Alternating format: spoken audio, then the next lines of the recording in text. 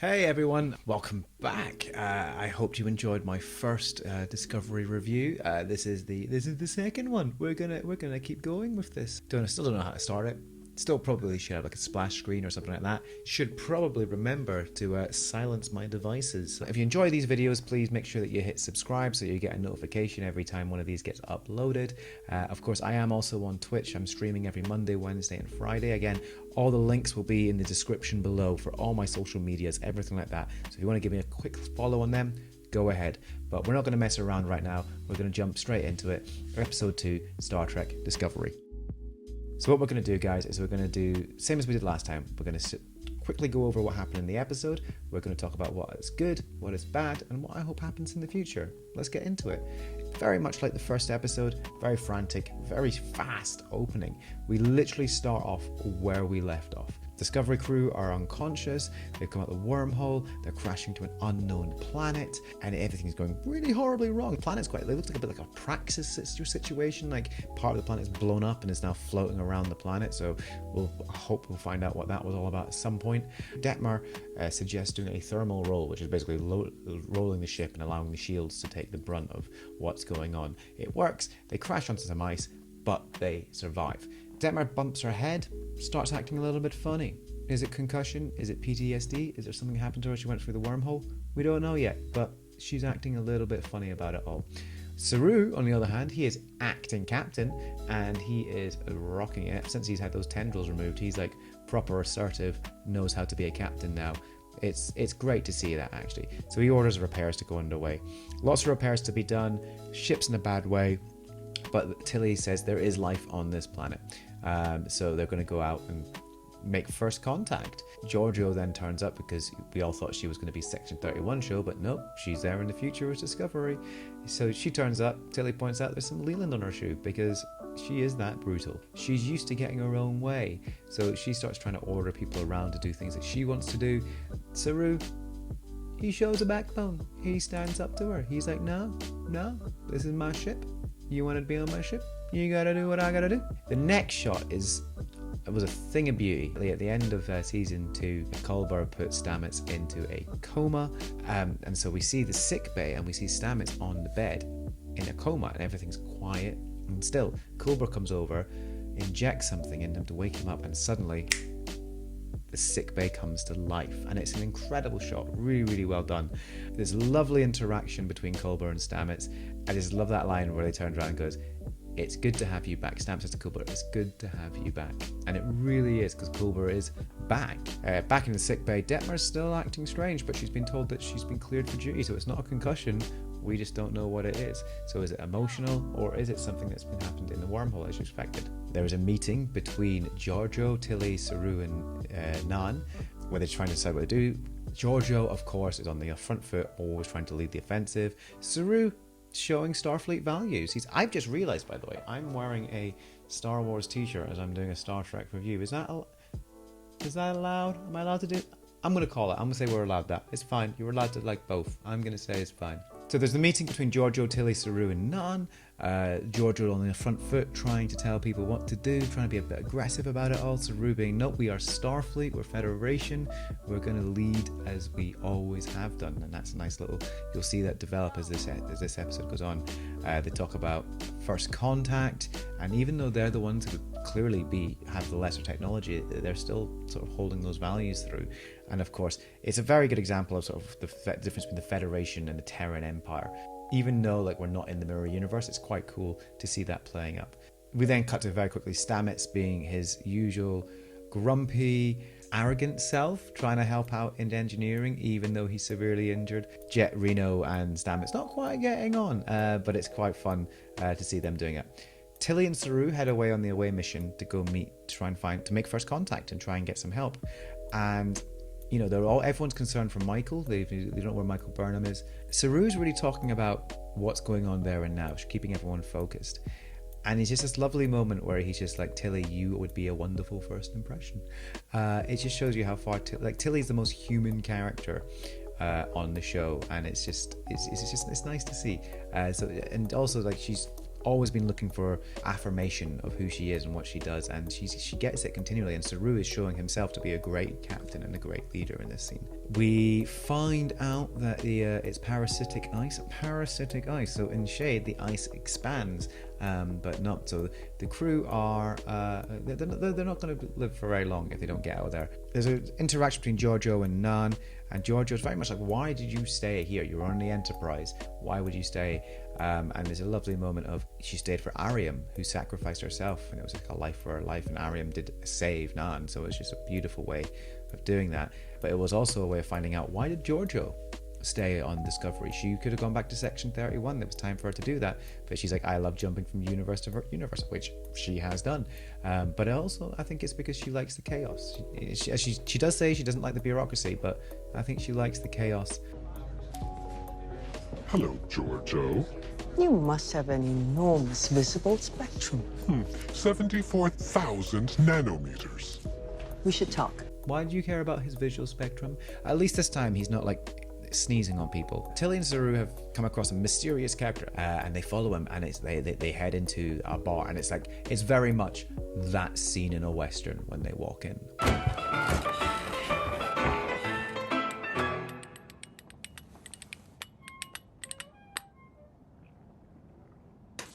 Within a second, they are held up at gunpoint. Goes to show how different this universe is. People don't believe that the Federation and the Starfleet are out there anymore. And then Tilly channeling that Arnold Rimmer. Crichton, you're forgetting about Space Corps Directive 1742. 1742? No member of the Corps should ever report for duty in a ginger toupee. They drop their weapons because they're like, you're here to help. You must be here to help. Of course, they didn't realize that because, they're from the past. They just don't know that. But we meet Cal. He believes in Starfleet. It harks back to the first episode of True Believers. Go back to Discovery. We're seeing Stamets getting wound up by Jet Reno. She's got her back pain. He's barely functioning, but he's so stubborn, and he ends up going up into a Jeffries tube to try and fix something that he shouldn't really be doing. But it's, again, really nice human interactions between those two characters. Tilly almost gives the game away quite a lot because she can't, she's just like Michael. She can't really hide her amazement at the future technology. She's watching her new component get built right in front of her. She's like, I can't believe people do this. Likewise, Saru, the brother of Cal is like, the Federation, they're not getting any help. So he was like, what happened to the Federation? So the guy was like, where have you been? So they almost give themselves away. And then we have the bad guys turning up, and here we go. We have just like from the bad guy turning up, and he looks just like a little bit of Dust Till Dawn going on there. He works out very quickly that they are time travelers for the future. And I swear to God, I've never, this was the most brutal death I've seen in Star Trek. Where he shoots Cal, just cold-blooded shoots Cal, but the weapon he uses, it's a torture weapon, and it's a slow death. It's really, really horrible. This is definitely a different universe than we're used to. And of course, we find out that Giorgio had followed Saru and Tilly, and she almost caused. She almost makes things worse. Of course she does. She turns up, starts mouthing off, gets tortured, says it's like foreplay for her. And she forces Saru, but then what happens is it actually forces Saru to fight. And again, it's very different. Again, bringing back into that Federation versus Terran. The fight was the fight necessary? Probably was, but she was more willing to have it. Whereas Saru was still trying to be a diplomat. At the same time, Saru knew that to stop, whereas Giorgio was ready to just continue and break the lead bad guy. This was a cool feature thing. We go back onto the Enterprise where they're actually going through the repairs. Stamets is in a Jeffries tube, and Jet Reno's called Culber. Culber is like, I'm going to kill you. You have to live so I can kill you. And they're watching on a pad, and they can see Stamets. It's like, where's the camera? And you cut back to Jeffries tube. There's a camera there. There's a floating camera. Like, how many times have we watched sci-fi? And there's like, how have you managed to watch that particular angle? Don't think so. But yeah, they explain away. There's a camera right there. Cal's brother has been given the weapon.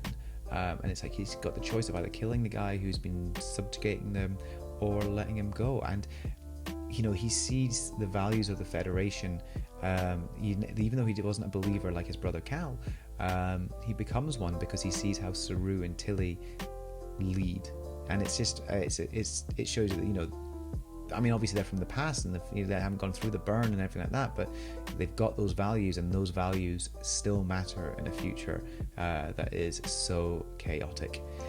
So we get back to the ship, so they start to try and take off, and it doesn't go well because it's now dark. The parasitic ice is proper encasing Discovery, so there's not much they can do, and before you know it, enemy ship comes out of nowhere and locks on tractor beam and starts dragging Discovery out the ice. It's Michael. Michael turns up.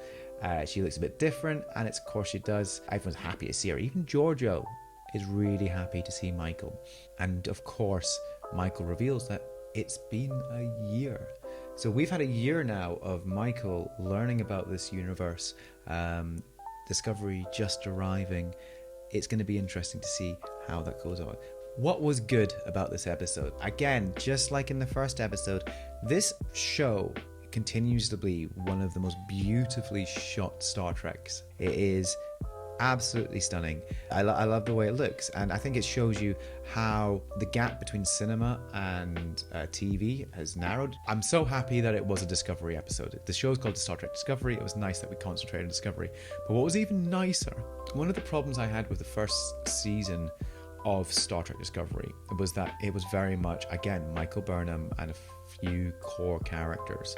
Whereas if you watch like previous Star Trek, you know, it's a large ensemble character, and other characters will have their episode.